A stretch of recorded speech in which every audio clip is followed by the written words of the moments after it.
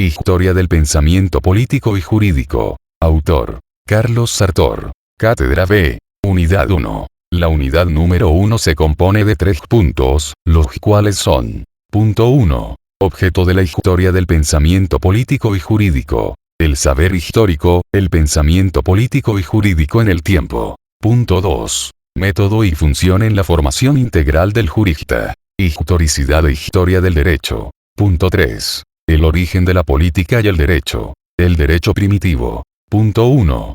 Objeto de la historia del pensamiento político y jurídico. El saber histórico, el pensamiento político y jurídico en el tiempo. Definir al derecho y a la política puede parecer a algunas personas una empresa fácil, sin embargo es conveniente evitar la tentación, dado que el análisis de lo político al igual que el análisis de lo jurídico, nos llevará siempre al estudio de fenómenos complejos cuya simplificación desemboca generalmente en un error y en un fracaso. Para evitarlo optamos por un abordaje histórico que nos presente con más autoridad la esencia de estos pensamientos, sus continuidades, sus quiebras y sus cambios en el tiempo. La evolución de la política y del derecho suele ser tan imprevisible que todo pronóstico cuenta con una alta posibilidad de fracaso. Es por eso que la historia del pensamiento político y jurídico tiene mucho que decirnos y de eso nosotros mucho que aprender. Su objeto puede limitarse desde una perspectiva material, temporal o sistemática. El enfoque material nos muestra una disciplina cuya finalidad es el estudio del pensamiento político y jurídico del pasado, y su proyección en el presente. Por lo tanto, objeto atrapa el estudio de la evolución de la historia de las ideas sobre la ciudad o del Estado, a partir de sus usos y costumbres políticas y jurídicas, su vegetación y su jurisprudencia. Para eso el estudio del entero del pensamiento político y jurídico exigía dejar de lado las preocupaciones actuales de la política así como el ordenamiento jurídico vigente, para concentrarse en el estupendo que alguna vez fue el derecho y la organización política en las sociedades o civilizaciones que nos precedieron, así como en el estudio de lo que alguna vez fueron los desafíos políticos de otras épocas y generaciones anteriores. Ambos puntos de partida tienen el desafío común de buscar, desde sus orígenes, la dirección de la organización jurídica y social del Estado o una determinada comunidad, el equilibrio y la armonía en el pensamiento y en los intereses de sus integrantes. Max Weber entiende por política la dirección o influencia sobre esa dirección, de una agrupación política, o sea en la actuación de un Estado. Seguidamente se encuentra con la relación entre lo político y jurídico, a tal punto que textualmente expresa: en la actualidad, en cambio, definiremos el Estado como la comunidad humana en el ámbito determinado territorio requiere exitosamente como propio el monopolio de la violencia física legítima. Lo peculiar de la época actual es que a las demás agrupaciones o a los individuos aislados solo se les da el derecho a la violencia física en tanto el Estado lo consiente.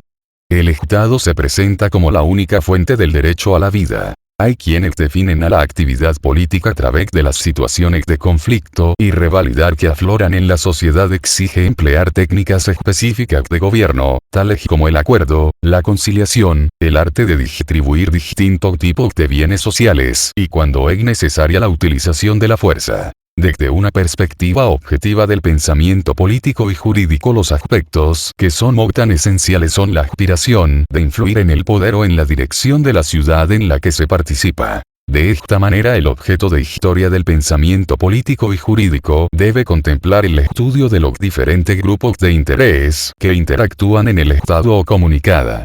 La valoración positiva del conjunto de condiciones económicas, sociales y políticas, sus sistemas de creación de normas jurídicas, su aplicación a las instituciones y la promulgación del derecho naciente que viene a reemplazar al derogado como una consecuencia de los cambios políticos que suceden. Para conocer la historia del pensamiento político y jurídico no alcanza con la pura consideración de las normas legales, sino que es necesario acudir a otros importantes testimonios que nos han dejado el transcurso del tiempo, la literatura, el arte o el teatro. Desde un enfoque temporal, la división en lo político y jurídico en épocas o etapas, nos permite delimitar el campo de estudios, facilitan la docencia con la investigación. El análisis de la evolución del pensamiento político y jurídico exige para su estudio, la determinación de una cadena de varias situaciones en las que se desenvuelve lo político y lo jurídico. Esto implica una división en periodos en los que podemos encontrar una situación jurídica política más homogénea. Los historiadores entienden que el pensamiento jurídico-político de un periodo histórico dado es la consecuencia lógica del periodo que le precede y la causa de la razón jurídica política que existirá en el periodo siguiente. Por eso, el historiador del pensamiento político y jurídico debe establecer una periodificación histórica que permita reflejar la indudable unidad interrumpida en el discurrir de la historia jurídica y política a lo largo del tiempo. Para entender el porqué de la división de la historia del pensamiento político y jurídico en periodos y la concreta separación entre pocas, conviene reservar en cada una de sociedad características que le prestan una uniformidad, una homogeneidad en el conjunto, en parte diferente de la época anterior, pero también de la subsiguiente. Otro camino es el estudio de una perspectiva, un enfoque sistemático, que algunos también denominan dogmático. Este considera a los principios, conceptos, sistemas y normas en sí mismos, sin referencia a las peculiares circunstancias de cada época. Cada una de estas técnicas de estudio e investigación ofrece sus ventajas e inconvenientes. El sistemático considera el concepto, norma o institución jurídica en el momento de mayor madurez, valorando de forma positiva que sus factores que pueden haber influido en su constitución o modificación. Pero al ser una consideración abstracta y ajena a las circunstancias temporales, no se detienen los problemas reales y que determinan la ley, el concepto, fuente, sistema o institución y se produce la pérdida de observación sobre las continuidades en la evolución del príncipe jurídico, normas o directrices políticas. Los problemas que presentan estas dos concepciones principales abran la búsqueda de soluciones intermedias que combinan el criterio histórico y el sistemático. El aporte de la teoría tridimensional del derecho de Miguel Reale, nos permite ver en el fenómeno jurídico la relación dinámica de sus dimensiones tácticas, axiológicas y normativas, siempre atravesadas por el poder, la cultura y la política.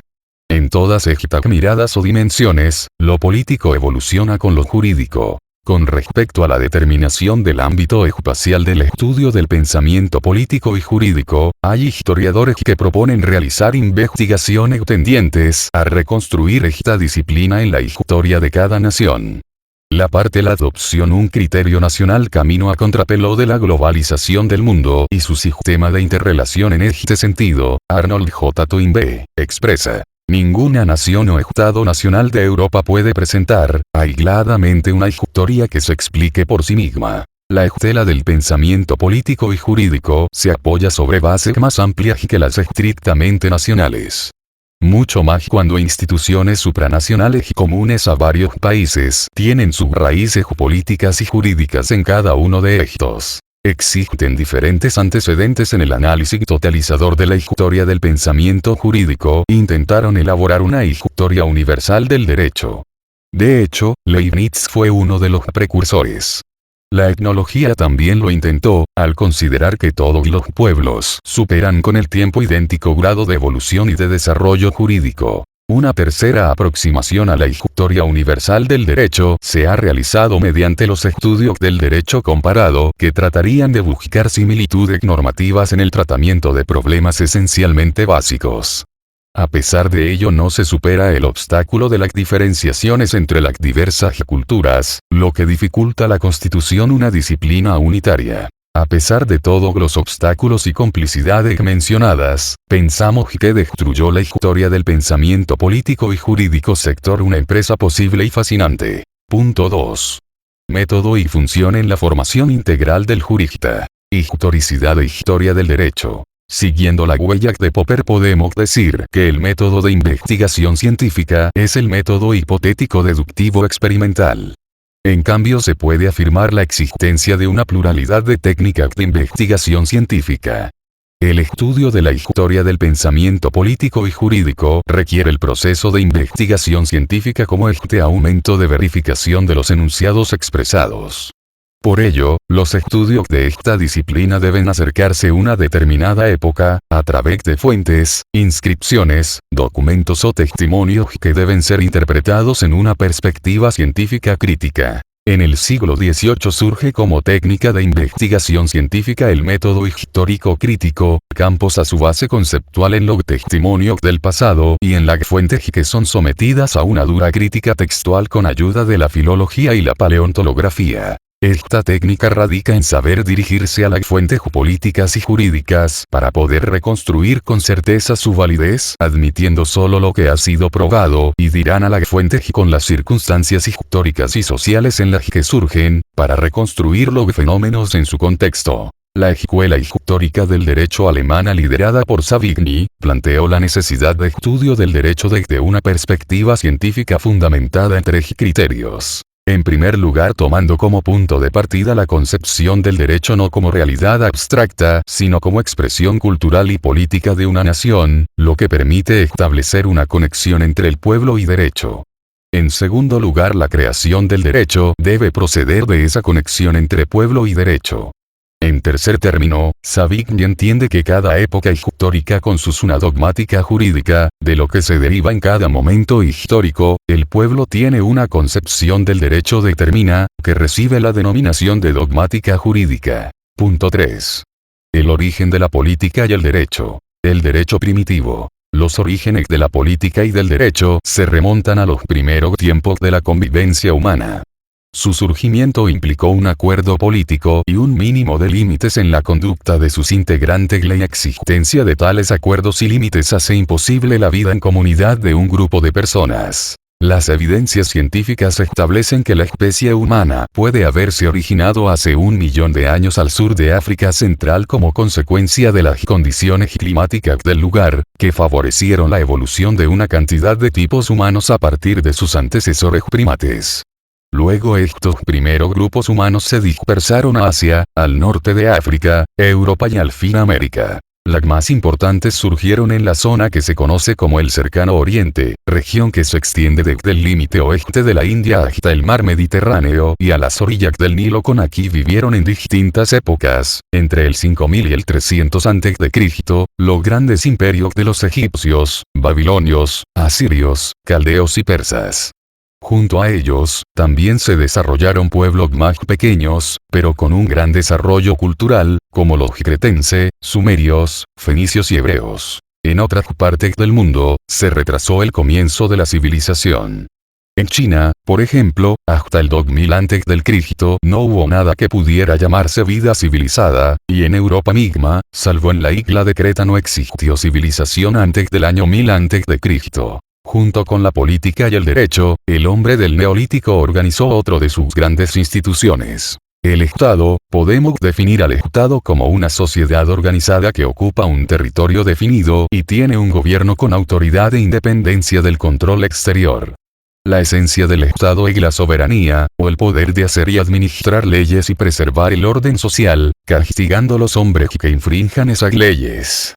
Un Estado no debe confundirse con una nación. Este es un concepto étnico, usado para designar gente unida por lazos de lengua, costumbre u origen racial o por recuerdos comunes o una creencia en un destino común.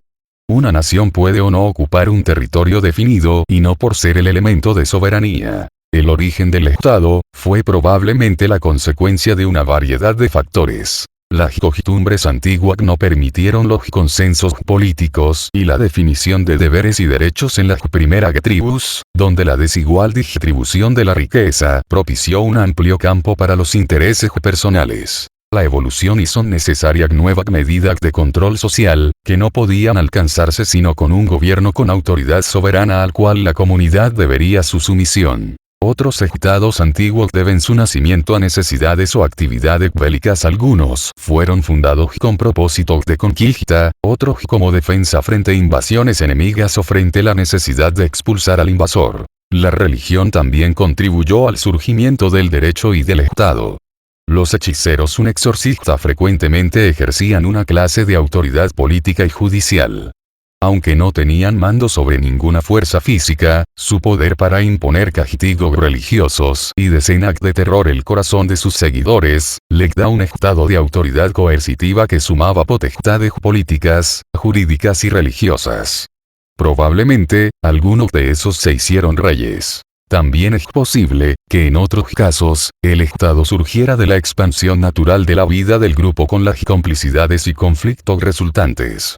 Al crecer la población en áreas limitadas, resultan inadecuadas las normas basadas en la costumbre y la administración familiar de la justicia.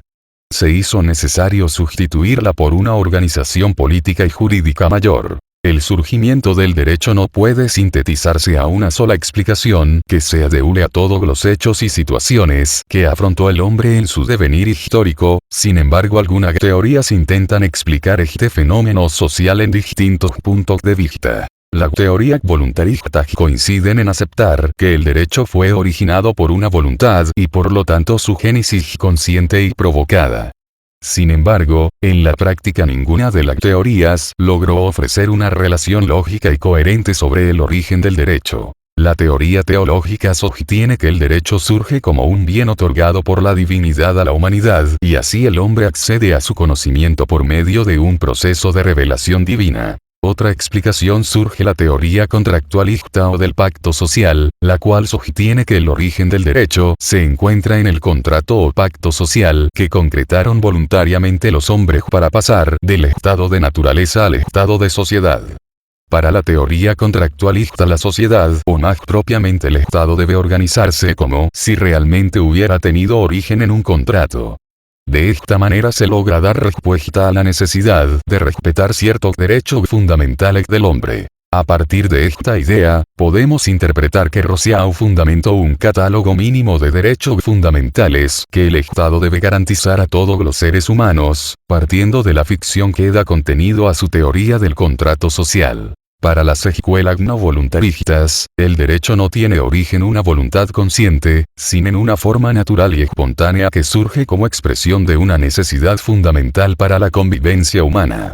Las escuelas más importantes que integraron la corriente no voluntarista del origen del derecho son la escuela histórica del derecho y la escuela sociológica. La escuela histórica del derecho niega el origen del derecho en la voluntad consciente y reflexiva, en cambio, postula el surgimiento del derecho como una forma espontánea y natural de organización social existente incluso los primeros grupos sociales.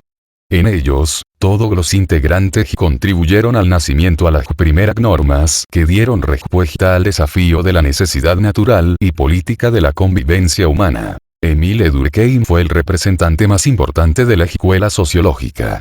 Comienza su análisis sobre el origen del derecho, sosteniendo que el grupo social más primitivo, o si se quiere, la forma de organización social más antigua, fue el clan. El clan consistía en un grupo más o menos normal, cuya cohesión se debía no a la consanguinidad, sino a un antepasado común a todos los miembros del clan. Los primeros clanes se unieron por considerarse descendientes de un antepasado místico común. Así muchos se consideraban descendientes de un tótem que generalmente era un animal, un vegetal o un mineral. La identificación del grupo con un símbolo o un tótem constitución la más elemental de las religiones. La escuela sociológica del derecho entiende que en el origen del derecho a la vida de los primitivos grupos humanos estaba regida por una serie de normas consuetudinarias, que representaban en forma indiferenciada aspectos que llamamos jurídicos, morales, religiosos y aún usos sociales. El régimen jurídico de los primeros clanes fue rudimentario y los integrantes del clan tenían, entre otros, el deber de vengar las ofensas hechas a un miembro del clan, el deber de tomar parte en el culto, el deber tan importante de casarse fuera del clan, el deber de abstenerse de comer el animal que sirve de tótem, etc. Estas normas no eran impuestas por ningún aparato coercitivo organizado, sin embargo el cumplimiento de su rudimentario sistema jurídico se garantizaba por la reacción colectiva del grupo. En lograr uniforme y constante, casi instintivo, de los miembros del clan, se producía por la influencia de varias fuerzas psicológicas como el hábito, la imitación, el temor religioso, etc. La escuela sociológica coincide con la escuela histórica entre el derecho surge en forma espontánea e irreflexiva, siendo por lo tanto la costumbre, la única fuente de derecho primitiva. El derecho primitivo también participó de un carácter sagrado o religioso, dado que las normas consuetudinarias eran consideradas mandatos divinos. Al cabo de una lenta evolución, surgieron los primeros jefes políticos apoyados en funciones religiosas. Estos primeros jefes con funciones políticas y religiosas eran también los encargados de ejecutar las normas consuetudinarias, y junto con ellos aparecieron los primeros órganos rudimentarios de gobierno, que luego sí irían perfilando nitidez política. El simbolismo fue uno de los caracteres esenciales de derecho primitivo, se consistía en la exaltación de la forma con la que debían ser realizados los actos jurídicos. Su importancia fue tal, que era necesario cumplirlas estrictamente para que los actos tuvieran validez. Se concretaba en la realización de actos preestablecidos, o bien en el empleo de determinadas palabras, bajetando la ejecución de los primeros o la pronunciación de las segundas para que según los casos quedara trabada la relación jurídica. En el derecho primitivo era más importante la forma simbólica del acto que la verdadera voluntad de las partes intervinientes en él. El simbolismo del derecho antiguo fue un fenómeno común a todos los pueblos primitivos. Yering lo llamaba formalismo y otros autores materialismo. Era necesario impresionar en forma solemne a la mente de los primitivos, para que se comprendiera el significado y la finalidad del acto que se realizaba. Otra razón para explicar el formalismo-simbolismo del derecho antiguo fue la publicidad, único medio con el cual los actos quedaban grabados en la memoria de todas las personas que lo presenciaban.